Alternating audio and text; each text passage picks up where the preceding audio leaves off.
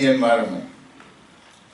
Okay? You want to dictate or change behavior, you have two factors generally to address. Either the person or the environment. What I heard this morning presented at two levels, there were implied meanings related to personal level, what you and I can do kat rumah and change things in our environment.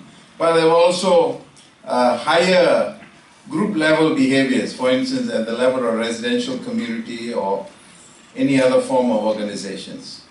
So if you still think at these two levels, my question to all four speakers this afternoon is, begin to address how we can change behavior. Because the policy is only designed to help us change behavior.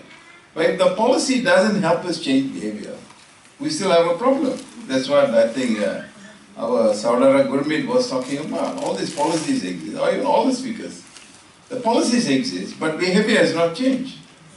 Our behavior, for instance, when I get up in the morning and I generate waste, how do I deal with that waste in my home?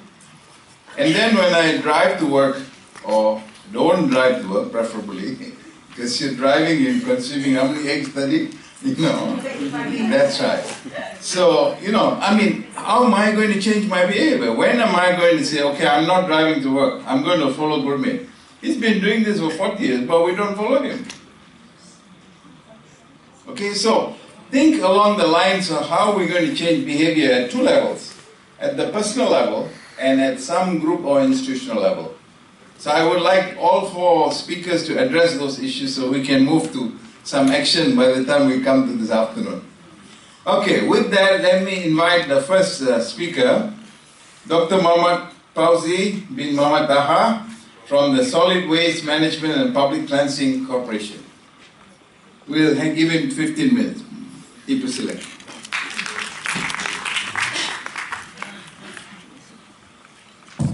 Bismillahirrahmanirrahim. Assalamualaikum warahmatullahi wabarakatuh. And very good morning.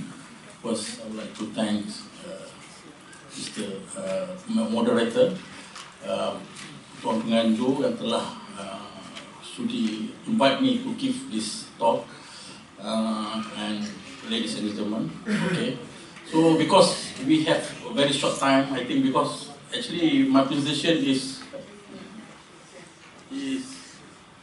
actually what have prepared is quite long, because as you know, when we make a preparation on presentation, we always make it more so that we won't lose any point. But cara keseluruhannya, what I want to say is some few things. First, what is happening now in our country in regard to solid waste management. Second, what is that we need to do. We need to do to whatever that we have discussed earlier in this morning, that the change that we do. And actually we try to give some solution so that you can be happy. By tomorrow morning, you as part of the solution already. It's not part of the problem that we have discussed earlier. Because as we know, solid waste, each one of us is a producer. So you don't blame anything. Don't show your finger to anything. So because we are the problem. We are generate every day. At least each, kalau Kuala Lumpur ni standard lah, Kuala Lumpur yang banding dengan Kuala Lumpur whatever. Kuala Lumpur is 1.5 kg per day of household every day we generate. This is based on the data statistic. They want we talk about household solid waste. How about our business solid waste, the hotel that we stay, the shopping complex that we buy, get things from? They are also producing waste. That one is about the same in per capita. And how about our house that we build, we stay, road construction, that one another sort of waste generated, whatever things that we do. So actually, 1.5 is still small. Actually, in general, every day we produce about 3 to 4 kg of waste if we add up of all this thing. So it's very serious that we are the one is the problem now. So what I'm trying to say here is basically you have to understand that. Don't try to, just now we said about the ACTA is not implemented lah, awareness is not sufficient lah, facilities is not there, tak ada tong sampah, all these things. Okay, yes, partly yes, true. Macam siapa dah duduk Jepun, saya dah pernah duduk Jepun, 3 tahun dah duduk Jepun. Kita pergi park sampah, pergi bawa balik ni macam ni. Bawa balik sampah, memang tak jumpa. You tak jumpa tu sampah kat sana, you bawa balik. Anak saya pergi sekolah, poket dia memang bawa balik sampah. Bawa balik sampah. That's why I bring, bagaimana I bawa beg I ni. Sebab, whatever things yang I produce, saya bawa balik. Sebab, what I'm worried, that facilities dia tak provide the recyclable facilities. I don't want my sampah go to the landfill. I don't want my sampah to go to the landfill. This is what we have to do, we have to think. That's why, kenapa government dulu start dengan KPKT campaign, think first. Actually, if each of us think of our ways, insyaAllah, things will be alright. Kita akan jadi bangga dan we will be success. Okay, the one who positive is amanah for my organisation, that I have to promote my organisation. Because this is a new organisation, PPS, PPA. PP saya, PP awak, because it's too long. Orang susah nak ingat. So that's why I boleh cakap, if you want to remember our organisation, you just say PP saya, PP awak. So it's out of PP anda lah. PP saya, PP awak. It's Pembadanan Pengusahaan Sisa Pepejal, Pembadanan Pengusahaan Sisa Pepejal, and Pembadanan Pengusahaan Sisa Pepejal dan Pembersihan Awam. So from 1st September last year, officially, dah cakap tadi yang Akta 673, 672 dah buat dah 3-4 tahun tapi tak laksana. So, start daripada 1 September 2011, cara resminya segala pengurusan sampah, whatever related with sampah and public cleansing is taken over by federal. Inilah satu negeri dalam dunia yang ambil tanggungjawab mengumpulkan sampah ni. This is memang tak jumpa. You pergi mana orang kalau dengar, even my Japanese friend, they always, why you want to take all this responsibility? This is local government issues, this is public issue, local issues, why you want to take? But Indonesia, as always, besides we are the king in policy and whatever, we always memang pelik. Kita ada mak rempit, kita ada apa semua, we are memang pelik. Somehow it's happen like that. So we want to federalize. One of the reason kenapa, sebab federal government tak tahan. Even though dilaksanakan oleh local government, actually all the money, all the technical expert, all the requirement, all is supported by the federal. Wait, actually our local government tak mampu. Actually, some of the local government, 80%, 70% duit dia hanya murahkan sampah saja. Even that pun not enough. All our contractor mengeluh-ngeluh because they cannot get the money. They collect sampah tapi duit tak dapat. So that's why they pray, please, federal can help.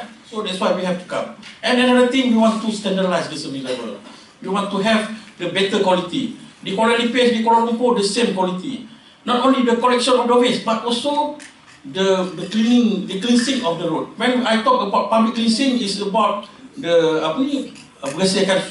bersihkan longkang, potong rumput, grass cutting, jalan raya, bersih tandas, bersih pasar, semua sekali kita dah ambil alih. So, dan kita nakkan, we want the same service levels throughout the country. This is one of the reason kita do all this, what we call it federalization. So actually, even though the Act of 672 start implemented in last year, but we already started in 2008. I come in 2009 from Ministry of Health. So during that time we do a lot of this, doing regulation, garis panduan, get exposed, get to know what we're going to do when we take over. Okay. Also, we have an enforcement officer, the orange color, so like me. So we have a board in our country right now. We have this is our board of director, because this is corporation is managed by operator, headed by our Datuk Sri KSU, and also the members including the director of public JPSPN, and also representative from DOD, EPU, and so on. Okay, this is organization. We have about 1,000 staff throughout the country. That means the state that within our authorities. So this is our function. It's almost everything regarding with the waste. So actually almost everything regarding. So our core business is to do the enforcement. This is that we intend to do this enforcement, but my area is not that enforcement. I am more on the development of the technology and also doing submission. And then also at the same time, for time being, we are doing the safety closure. For your information right now, in Malaysia we have about nearly 300 landfill or dump site. Half of it already closed. And then all these closed landfill is polluting our river and also our land, and then we have to spend a lot of money to do this remediation, to improve this condition. So right now we are doing 16 of these landfills being closed, and the cost is very huge, because last time we thought we just lump our waste and then leave it there. So now we have to spend money to make the correction on that. Okay, and then another important thing what we are trying to do now is to encourage street art. This is part of my activities right now. Okay. Okay, now we talk about sistem pujal. We have a lot of dasar. Okay, kalau kita lihat if you look at all the dasar, they always talk about this waste, pollution, and then reduction of the waste. Yes, it's very nice to read. Okay, and then we have the green technology dasar. Okay, and also we have this, just now already touched about it, is this solid waste plan strategies. According to this solid waste plan strategies, first we like to extend our service. That means we want to collect as much as waste generated. That means all the waste that generated we want to properly collect. So right now, if you look at the figures, it's maybe about 80% or 90% of the waste is being collected. That means a lot of the area in our country is not have a proper system of waste collection, especially in rural area. Last 2 years, I have already conducted study. The rural area condition is very terrible, especially in Felda areas. Even though they have to pay 6 ringgit per. No, listen, sorry. Oh, no, sorry. Oh, sorry. So this is also we want to cover the rural areas. And also another criteria or indicator that we want to look at is to increase the level of reduction and waste recovery. So that means what we always say is recycling. But yes, when we talk recycling, it doesn't mean that we not doing waste reduction. Actually, we do it together. Just because recycling word is very popular, people easy to understand. Actually, the hierarchy approach that we are doing is we start with waste reduction. Okay, so right now our current, based on the statistic that we have, our level is about 5%. I tell the truth, if you go overseas, it's very lower percentage of recycling and very shame to say to the people. People will laugh at us that our recycling is 5%. But maybe in unofficial we have about 10 to 15%, because in terms of newspaper we have no problem. We have this also kabar lama. Actually, most of our newspapers is already recycled. But what we like is about in recycling is the plastics and also other type of papers, other type of papers except newspapers.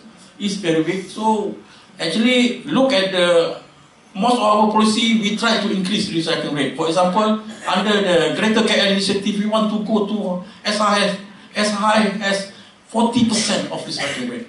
But we look at the overall of the waste generation that I mentioned earlier, which include the industrial solid waste and also CND waste. We try to achieve about 40% of that. And then we're doing this proper closure, safety closure of the landfill. We estimate it's about 112 of that landfill need to have proper treatment and closing activities. And then we hope that we be able to conduct waste separation about 80%. So once we doing this federalization, one of the will be significant initiative is that we're going to introduce 2+1 waste collection. Right now, our waste is collected 3 times a week, okay? 3 times a week.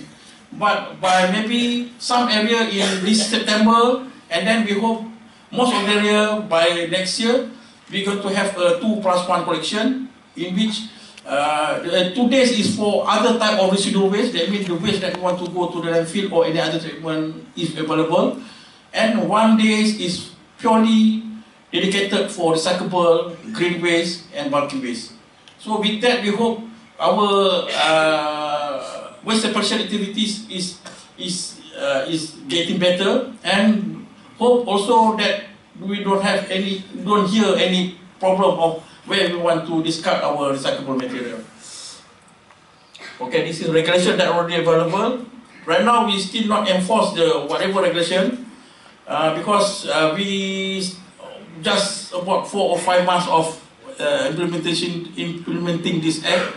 So we are more of registering all our players, and make some awareness, and at the same time we need several other regulation to facilitate our way of information. Just for information, under the Act, those who caught throwing their waste, throwing the waste, the minimum is 10,000 ringgit after this.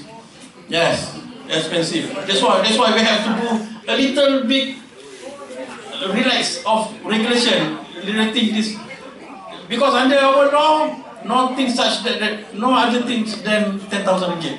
So we have to cover it.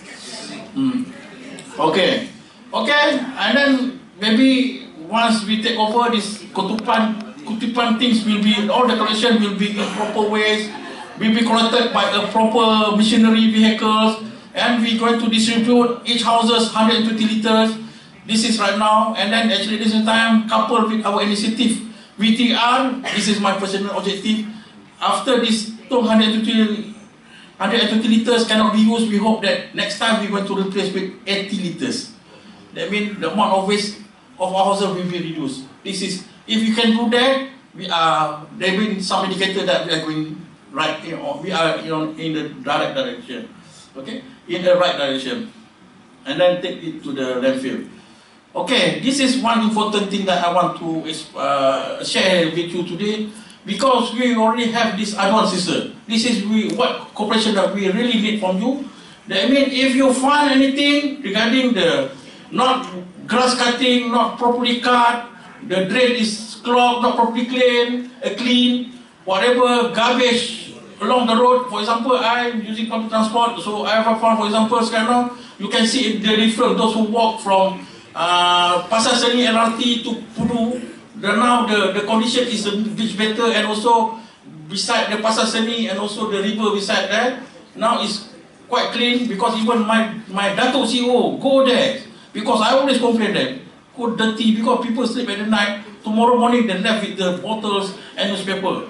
So whatever, any area that you find is dirty, not clean, please contact this number 1-800-887-4745, so that we can to take action if that area is within our authority, because as usual Selangor is not part of our area.